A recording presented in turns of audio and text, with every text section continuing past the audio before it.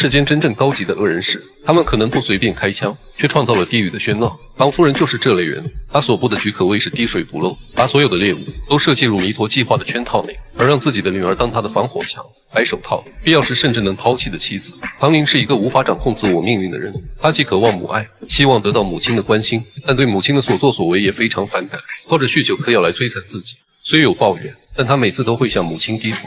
唐家三人的关系就像唐宁这张扭曲惊悚的油画，每个人都表情怪异，不像人样。最左边是短发的唐夫人，中间是长发的唐宁，最右边是眼角有痣的唐真。唐夫人和唐真举着彼岸花，也暗示了唐宁悲惨的结局。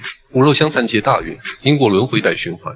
苹果在影片多次出现，后面细讲。唐真在医院看着林翩翩的日记，雨天那段完整的记忆浮现在唐真眼前。真真，はしたない女。听我们讲话。太会偷看了，姐姐。当妈妈，哥哥那么色哦！在心上人面前揭露自己的伤疤，这无异于火上浇油，彻底激化了唐真。唐真幻想出心上人和情敌在雨林中跳舞，二人的笑声也变成了刺耳的嘲笑，狠狠刺痛了他，激发出了他心底的阴暗面。他想象主角变成了自己，那段追马的戏也变得完整。唐真的表情从举足无措到心安理得，再到面目狰狞。有啊，马可有帮我一起找默默讲。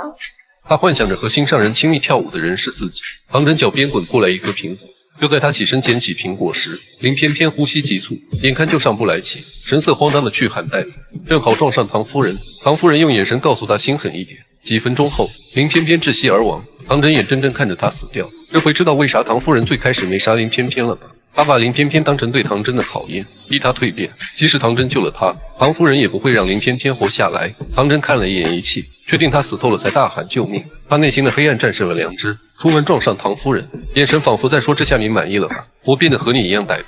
唐夫人很满意，这才是自己要的接班人。原来你是真真养的小可爱，你自由了，走吧。唐夫人放走了马可，他已经没有利用价值。即使他看到凶手，也不知道和唐家的关系。如果将他灭口，反而会让唐真恨自己，还会让民众怀疑凶手另有其人。倒不如放走马可，平息舆论。两人私奔不成的故事，可是转移媒体注意力的大好素材。廖队长那边查到了30亿的去向，在海外洗了一圈后进了唐宁的户头。廖队长难以置信，原来唐宁才是幕后凶手。更可怕的是，唐宁送来的信上写着扣字封好，打开后里面是两人的照片。再查下去，自己的饭碗不保。据特助的调查，唐夫人在丽水疯狂买地，但用的都是分散的人头。阿妈，你是不是甲想一间那是有什么去这人头买地啊？原来干妈对自己家这么好，就是为了关键时刻为她所用。这个干儿子记者，就是唐夫人控制舆论和曝光高官的妻子。暗中的唐宁也听到了，原来母亲骗了所有人，还让自己当替罪羊。他内心焦灼，想要逃走。这时段义找到他，知錯，投降我哋係等唔到耐㗎啦，夫人無理定罪。